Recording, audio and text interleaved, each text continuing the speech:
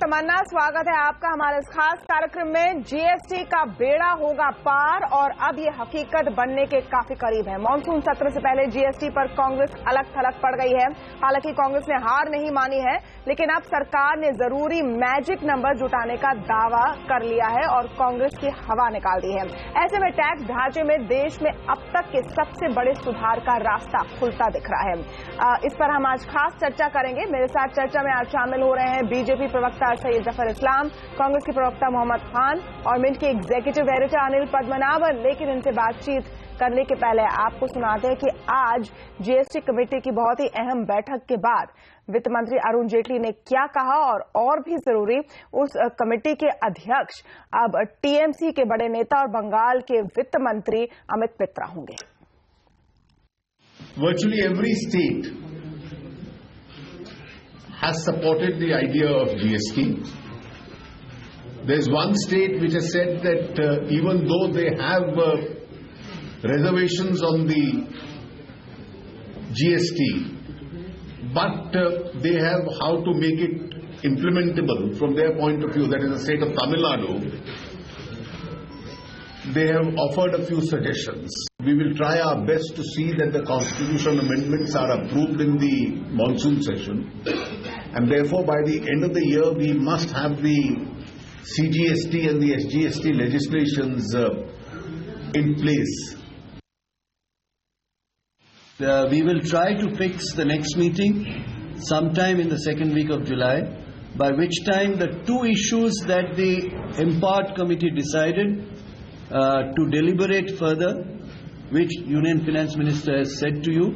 One is the RNR revenue neutral rate. What will that be? And the presentation that he has kindly indicated, the Chief Economic Advisor will come and make. और तो इस बीच बड़ा सवाल है कि GST क्या अब संसद में पास हो जाएगा? मॉनसून सत्र में पास होना इसका बेहद जरूरी है, तभी जाकर ये अप्रैल 2017 तक लागू हो पाएगा। अब देखते हैं कि आंकड़े क्या दिखाते हैं। इतने महीनों से जीएसटी पास नहीं कर पा रही थी सरकार, क्योंकि राज्यसभा में नंबर कमजोर थे। मौजूदा सदस्य 245 है और 2/3 बहुमत जो चाहिए जीएसटी के लिए, क्योंकि एक कॉन्स्टिट्यूशनल अमेंडमेंट बिल होगा, वो 163 का नंबर है। वो मैजिक फिगर अब हाल के ही राज्यसभा चुनाव के बाद मिल गई है सरकार को। ज्यादातर पार्टियां सरकार के साथ आ गई है और कांग्रेस पार्टी जो अब तक अड़ंगा लगा रही थी पूरे मामले में, वो अपने आप को आइसोलेटेड यानी एक तरफा महसूस करती है। यहां तक कि जीएसटी कमेटी में जो कांग्रेस शासित राज्य के वित्त मंत्री हैं, फाइनेंस मिनिस्टर्स हैं, वो भी जीएसटी को लेकर सहमति दिखा रहे हैं। तो आइए हम चर्चा शुरू करते हैं। मोहम्मद खान साहब, कांग्रेस पार्टी के प्रवक्ता, आप लोग बिल्कुल आइसोलेट हो गए हैं, ये तो आपको मानना होगा और आपको एक तरीका ढूंढना होगा कि आप जीएसटी के लिए सहमति दिखा दें। देखिए, मैं देखता हूं कि जब ऐसे डिबेट्स होते हैं तो एक बहुत बड़ी गलतफहमी होती है लोगों में कि कांग्रेस का जो ऑपोजिशन है वो या तो सियासी है सिर्फ या जज्बाती है। हमारा ऑपोजिशन इस बिल की तरफ जो था, हम शुरुआत से कहते आ रहे हैं, वो कुछ सैद्धांतिक टिप्पणियों, सैद्धांतिक बिंदुओं पे है। हम बोलते हैं कि इसमें कुछ फंडामेंटल गलतियां हैं इस बिल में। देखिए, कोई जीएसटी के खिलाफ आप सवाल का जवाब नहीं दे पा रहे हैं। औपचारिक तौर पे उसको एनवर्साइज किया था हम लोगों ने।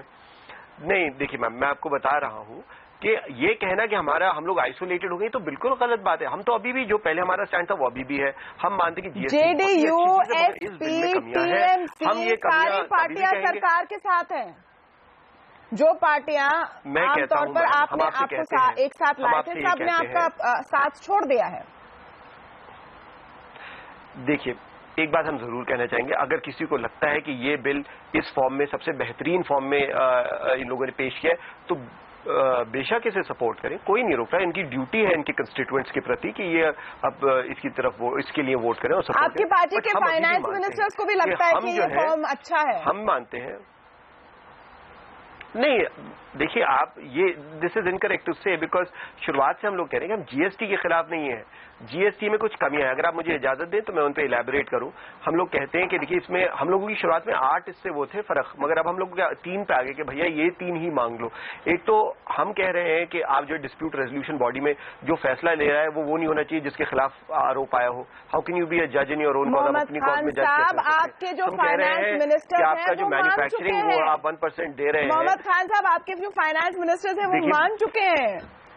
आप क्या मतलब तमिलनाडु के स्टेट को छोड़कर सब मान चुके हैं। अनिल पद्मनाभन जी, मोहम्मद खान साहब ये एडमिट करने को तैयार नहीं है, लेकिन फैक्ट ये है कि कांग्रेस आइसोलेट हो गई है, नंबर भी नहीं है और अब कोई ना कोई तरीका उनको ढूंढना पड़ेगा फेस सेविंग का, ये बताने के लिए कि हम जीएसटी के साथ में तो थे ही, हमारा ही बिल था। उनको अपनी स्टैंड डाइल्यूट करनी पड़ेगी। हमारा स्टैंड जो शुरुआत में था मैम वही अभी भी है और हमारा स्टैंड तमन्ना जी आपका कहना जीएसटी बिल के साथ है, बट उसकी कुछ टिप्पणियां जिसके खिलाफ है, बस सिंपल। ओके, अनिल पद्मनाभन साहब। तमन्ना जी, इनका आपका कहना बिल्कुल ठीक है कि कांग्रेस ही थे ओरिजिनल ऑथर्स जीएसटी बिल के, तो एक तरीके से इनका एक कोई निजी ऑपोजिशन नहीं है, बट एक राजनीतिक तौर पे इन्होंने मतलब ये हर्डल्स खड़ा करना शुरू कर दिया एक एक करके। तो उसमें अब वित्त मंत्री जो थे अरुण जेटली जी मान गए 2 पे, एक ही था तीसरा विषय, वो जो 18% का जो था वो कैप कॉन्स्टिट्यूशनल अमेंडमेंट बिल में डालना चाहते थे, बट उसी पे आज ये कलकत्ता में एक कंसेंसस निकला है कि ये नहीं डालेंगे कॉन्स्टिट्यूशनल अमेंडमेंट बिल में, शायद ये कैप रहे या ना रहे, बट कॉन्स्टिट्यूशनल अमेंडमेंट बिल में नहीं रहेगा। तो इस लेवल पे आप बिल्कुल ठीक कह रहे हो, इस विषय पर कांग्रेस अब आइसोलेट हो गया है। लेकिन जैसे मैंने शुरू में कहा, ये ओरिजिनल ऑथर हैं, इनको पॉलिटिक्स में तो ये होता है कि ये अपनी एग्जिट एक रिस्पेक्टेबल एग्जिट खुद ही बना लेंगे तो अच्छा रहेगा, क्योंकि इस विषय पर एक नेशनल कंसेंसस होना चाहिए। कांग्रेस जैसा एक नेशनल ऑपोजिशन पार्टी को ऐसे आइसोलेट करना ठीक है, पॉलिटिकली अच्छा है, लेकिन कंट्री के हित से ये ठीक नहीं है। So I hope Congress has a rethink on it. Okay, Zafar Islam साहब, क्या रास्ता पूरी तरह से साफ हो गया है जीएसटी के लिए? क्योंकि 2 मुद्दे अभी भी हैं जो अटके हुए हैं। एक तो है रेवेन्यू न्यूट्रल रेट क्या होगी, और इसकी बातचीत अब अगले मीटिंग में होगी। आप एक कंसेंसस कैसे बनाए रखेंगे? देखिए तमन्ना जी, सबसे इम्पोर्टेंट पॉइंट है कि पहले तो मैं और जितने भी फाइनेंस मिनिस्टर हर स्टेट्स के, उनको तो धन्यवाद देना चाहता हूं कि at least there is a meeting of minds. सब लोग एक प्लेटफॉर्म पे आ गए कि ये जीएसटी बिल पास होना ही चाहिए, और जो जिस फॉर्म में होना चाहिए उसके बारे में भी चिंता उनकी, जिस तरह की हमारी चिंता थे उससे उसके खिलाफ नहीं बल्कि उसके साथ सोचने लगे हैं। तो सबसे पहली बात तो अच्छी है। दूसरी बात, हम बराबर से रिक्वेस्ट करते रहे हैं सारे ऑपोजिशन पार्टीज को कि आपको थोड़ा एक रिस्पॉन्सिबल ऑपोजिशन, जो कि देश के हित में जो बिल है उसको पास करने में, और धीरे धीरे हम इस बात में कामयाब हुए हैं कि जो भी रीजनल पार्टीज, इसलिए कि सिर्फ नेशनल पार्टीज जो है वही नहीं पास करा सकती, रीजनल पार्टीज का सपोर्ट चाहिए। और आप देखिए जिस तरह से वेस्ट बंगाल के इलेक्शन के बाद, जीतने के बाद ममता जी ने पहले ही अनाउंस किया था कि वे जीएसटी का वो सपोर्ट करेंगे, उसी तरह बाकी दीगर पार्टियां जो भी रीजनल पार्टीज हैं उनको धीरे धीरे, इसलिए कि स्टेट्स के फायदे में है और वो चाहते हैं कि ये बिल पास हो और इससे उनके भी स्टेट का फायदा होगा और पूरे देश का फायदा होगा। तो हमको लगता है कि कांग्रेस इस वक्त आइसोलेटेड है, लेकिन हम फिर भी उनसे आग्रह यही करेंगे कि एक ऑपोजिशन, प्रिंसिपल ऑपोजिशन में है वो, और उसकी भूमिका निभाते हुए ये समझाएं अनिल पद्मनाभन जी, ये समझाएं कि क्या पूरा रास्ता अब साफ हो गया है? क्योंकि ये प्रोसेस हमने पहले भी देखी, यूपीए 2 के दौरान सुशील मोदी साहब तब ये कमेटी को हेड करते थे और सारे जो स्टेट के फाइनेंस मिनिस्टर्स थे वो अग्रीएबल थे, लेकिन पार्लियामेंट तक आते आते मामला अटक जाता था। और क्या इस बार भी ऐसा अब हो सकता है, या कोई भी आपको रोड ब्लॉक नहीं नजर आता अब?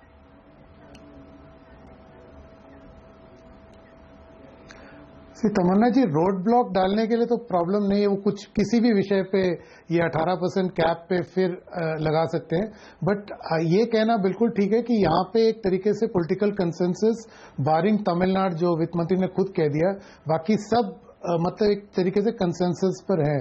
तो इस लेवल ऑफ कंसेंसस, क्योंकि इतनी प्लानिंग, पहले जो कंसेंसस था इतना प्लानिंग के साथ नहीं हुआ। और आप जानते होंगे अभी कुछ 1 घंटे पहले वित्त मंत्रालय ने मॉडल जीएसटी जो बिल है, जो वो भी लॉ है, वो भी कमेंट्स के लिए डाल दिया है वेबसाइट पर। तो मतलब ये जीएसटी पे ये सरकार का एक डिटरमिन्ड पुश है, और एक तरीके से ये कहना भी होगा कि इस सेशन के नहीं हुआ तो ये जीएसटी फिर होना बहुत ही मुश्किल है।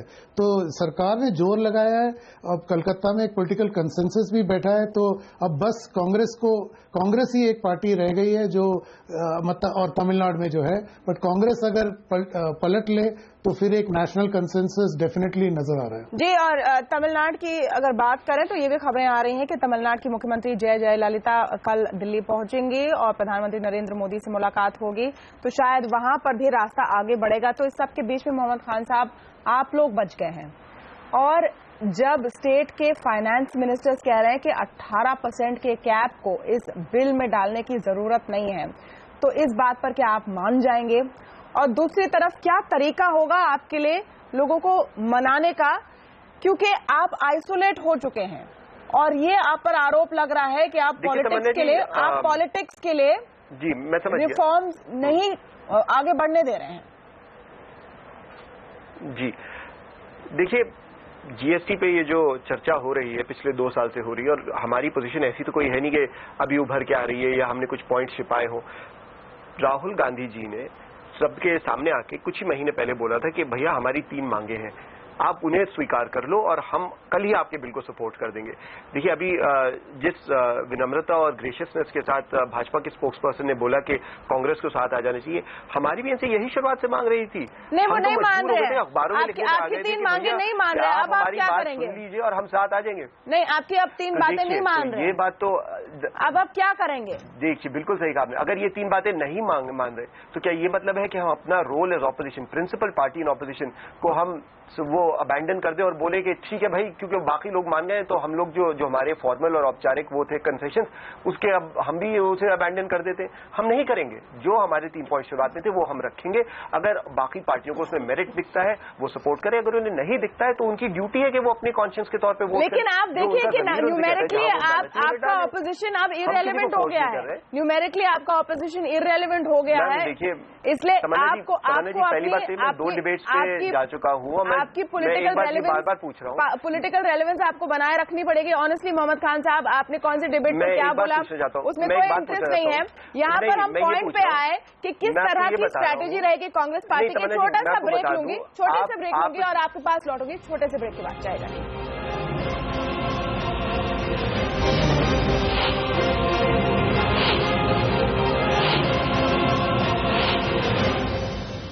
जीएसटी पर लगभग बात बन गई है, लेकिन अभी भी कांग्रेस पार्टी अड़ियल रवैया दिखा रही है। कांग्रेस पार्टी के प्रवक्ता मोहम्मद खान हमारे पैनल पर हैं, जो कह रहे हैं कि हम अभी भी अगर हमारी शर्तें नहीं मानी गई तो हम विरोध करेंगे। जफर इस्लाम, लेकिन इनका विरोध क्या कोई इम्पैक्ट करेगा इस वक्त? ये सवाल है। मॉनसून सेशन में आप लोगों को ये पास कराना बहुत जरूरी है।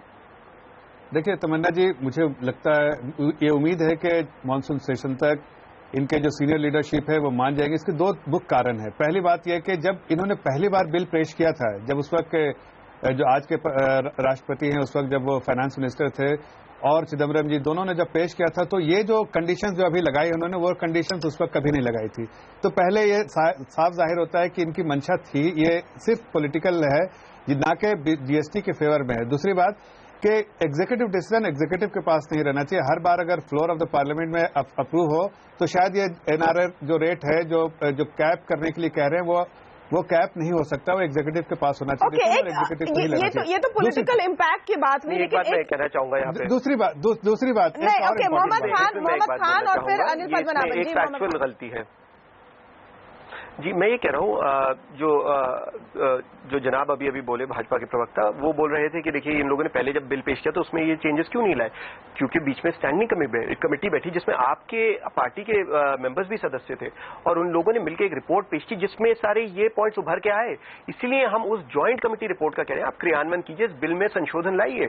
दूसरी बात मैम, ये मैं आपसे पूछना चाहता हूँ, मैं आपसे ये कह रहा था कि अभी तक हमने बहुत सारे डिबेट्स देखे हैं इस मुद्दे पर, मगर हमें कोई ये नहीं बता पा रहा कि आंकड़े एडअप कैसे हो रहे हैं। कॉन्स्टिट्यूशनल अमेंडमेंट के लिए 2/3 मेजोरिटी चाहिए होती है। ऐलान तो हो रहा है बार बार कि इनको नंबर्स मिल गए, आंकड़े मिल गए, मगर कोई हमें हिसाब समझा दे किस हिसाब से नहीं मिल गए।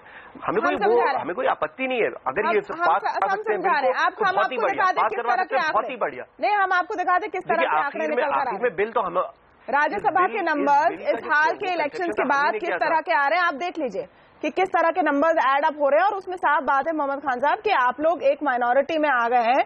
अगर इस बीच आप कैसे भी करके आपके जो दूसरे पहले के मित्र हैं एसपी जेडीयू को आप मना लें, वो अलग बात है, लेकिन फिलहाल सबने साफ कर दिया कि वो जीएसटी के साथ है, तो आप आइसोलेट तो हुए हैं। ये बात तो फैक्ट्स है और वो सामने आ जाएंगी। लेकिन अनिल पद्मनाभन जी, एक बहुत इंपॉर्टेंट पॉइंट पे मैं आना चाहती हूँ जो इस पॉलिटिकल डिबेट से थोड़ा हटकर है।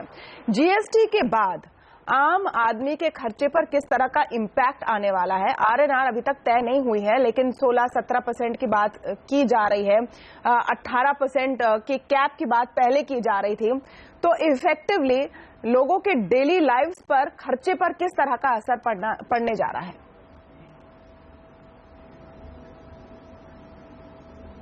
तमन्ना जी, ये बहुत ही अच्छा सवाल पूछा आपने। इसका एक्चुअली कोई मतलब कंप्लीट कंक्लूजन नहीं है इस विषय पर। काफी विशेषज्ञों का कहना है कि इससे एक इन्फ्लेशनरी इम्पैक्ट होगा क्योंकि रेट बढ़ेंगे, लेकिन रेट्स के साथ ना ऑफसेट भी होते हैं, तो इसीलिए जीएसटी अभी एक कैस्केडिंग इम्पैक्ट है। जब जीएसटी नहीं रहता है तो वो जो है वो ऑफसेट हो जाएगा। अब इसका ट्रेड ऑफ क्या रहेगा ये ऑफसेट में, और जो रेट बढ़ेंगे, रेट तो डेफिनेटली बढ़ेंगे, बट वो तो अब बढ़ा ही रहे हैं ये थोड़ा थोड़ा करके। जो अभी इन्होंने ये सर्विस टैक्स का रेट जो बढ़ाया है, हम सबके जो बिल्स बढ़े हैं, तो ये एक इशारा है कि एक इम्पैक्ट तो डेफिनेटली कंज्यूमर पर होगा, बट ये ज्यादा होगा कम होगा वो हमें नहीं मालूम इस वक्त, but definitely there will be a marginal impact upwards, but वो एक वन शॉट होता है, तो उसके बाद नहीं है कि हर साल में उसका एक इन्फ्लेशनरी इम्पैक्ट होगा। ये बहुत इंपॉर्टेंट पॉइंट है जिस पर हमारी नजर बनी रहेगी। जी, आपको इस वक्त रोक रही हूँ क्योंकि एक बड़ी जो खबर आ रही है उस पर हम अब डिटेल में कवरेज कर रहे हैं। विजय माल्या को एक भगोड़ा घोषित कर दिया गया है, 30 दिन में पेश होना पड़ेगा, ये कोर्ट का फैसला आ चुका है। तो चर्चा करने के लिए हितेश जैन हमारे साथ जुड़े हुए हैं और जितेंद्र भार्गव भी हमारे साथ जुड़े हुए हैं। पीएमएलए कोर्ट ने बेसिकली विजय माल्या को भगोड़ा घोषित कर दिया है। हितेश जैन, क्या कोई इससे फर्क पड़ता है? अब सवाल यह है कि इस घोषणा के बाद क्या विजय माल्या को भारत लाना आसान हो जाएगा, क्योंकि वो लंदन में बैठ के कह रहे हैं कि मेरे खिलाफ एक बायस्ड प्रोब चल रही है? देखो, जब किसी को प्रोक्लेम्ड ऑफेंडर घोषित किया जाता है तो वो प्रोक्लेम्ड ऑफेंडर भी एक ऑफेंस होता है।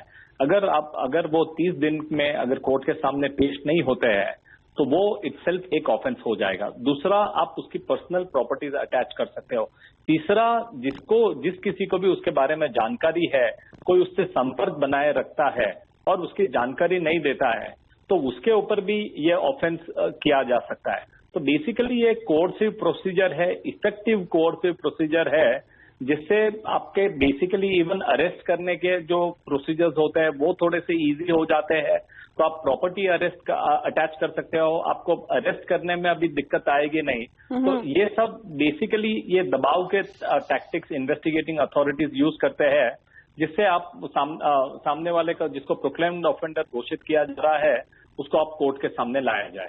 तो रेड कॉर्नर नोटिस जारी करने में आसानी होगी भारत सरकार को। दूसरी तरफ जितेंद्र भार्गव, अगर आपने नोट किया कि किस तरह का रवैया विजय माल्या का रहा है, एक तरफ ईडी उनकी प्रॉपर्टीज, एनफोर्समेंट डायरेक्टरेट उनके प्रॉपर्टीज को अटैच करने जा रही है और वो एक एक करके प्रॉपर्टीज अपनी बेच रहे हैं।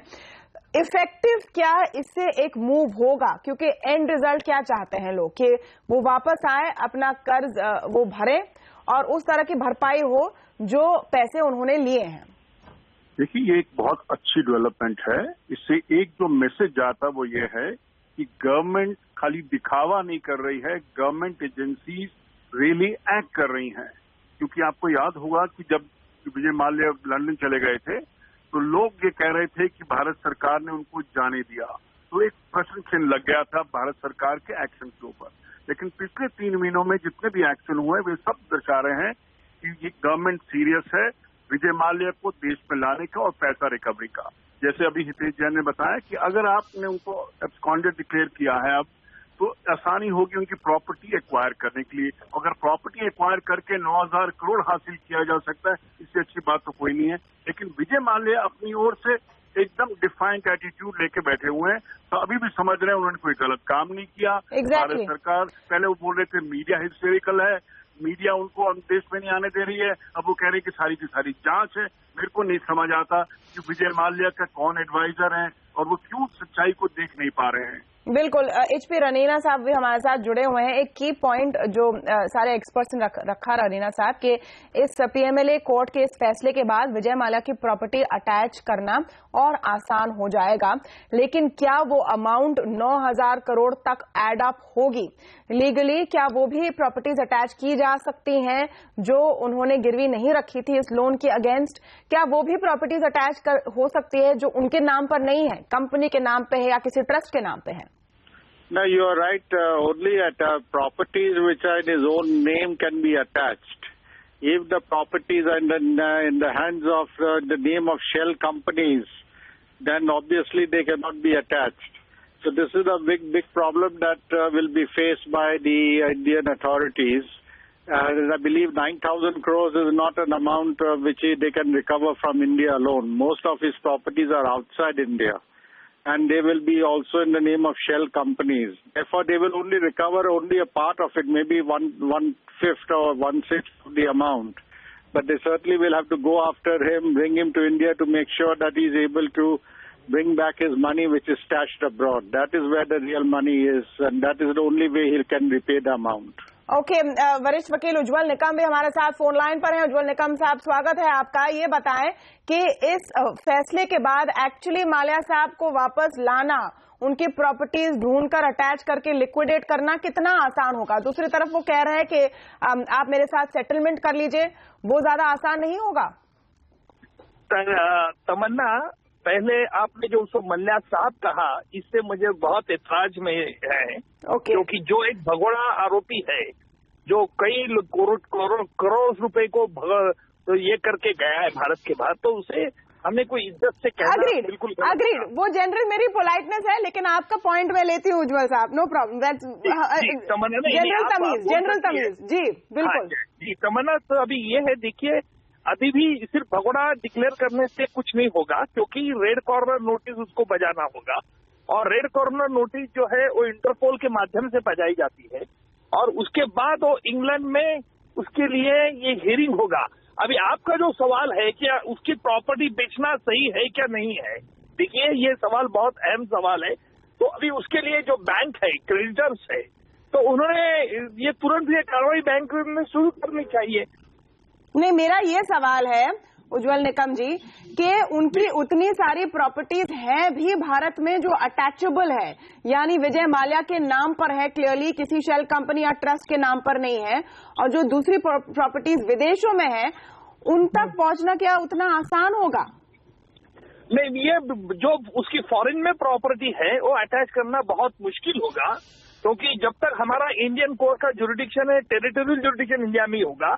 लेकिन जरूर एक बात जरूर है कि उसको हम एक वहां के गवर्नमेंट के माध्यम से, अगर हमारी एक्सट्राडिशन ट्रीटी है तो उसके द्वारा हम उसके लिए वो कर सकते हैं, यहाँ से अटैचमेंट करके वहां के कोर्ट को हम भेज सकते हैं ऑर्डर। ओके, तो अब उस पूरे एक्विजिशन की तरफ या प्रॉपर्टीज अटैच करने की तरफ एक बड़ा कदम लिया गया है। PMLA कोर्ट ने प्रोक्लेम्ड ऑफेंडर घोषित कर दिया है विजय माल्या को। इसके बेसिस पर इंटरपोल से हम अपील कर सकते हैं कि वो विजय माल्या के खिलाफ रेड कॉर्नर नोटिस भेजे, उसे लंदन से एक्स्ट्राडाइट करने में जो हमारी अपील है उसमें उससे मदद मिलेगी। यहाँ भारत में हम विजय माल्या के नाम पर प्रॉपर्टीज अटैच कर सकते हैं। क्या वो सारी अमाउंट 9,000 करोड़ की भरपाई करने के लिए काफी होगी? वो एक बड़ा सवाल है। और दूसरा जो बड़ा सवाल है कि जो विदेश में प्रॉपर्टीज हैं विजय माल्या की, उन्हें अटैच करना कितना मुश्किल या आसान होगा। बहुत बहुत शुक्रिया आप सबका हमारे साथ इस खास कवरेज और इस बड़े ब्रेकिंग न्यूज में शामिल होने के लिए। छोटा सा ब्रेक लेंगे आवाज समाचार पर, लेकिन आप बने रहिए CNBC आवाज के साथ। नमस्कार।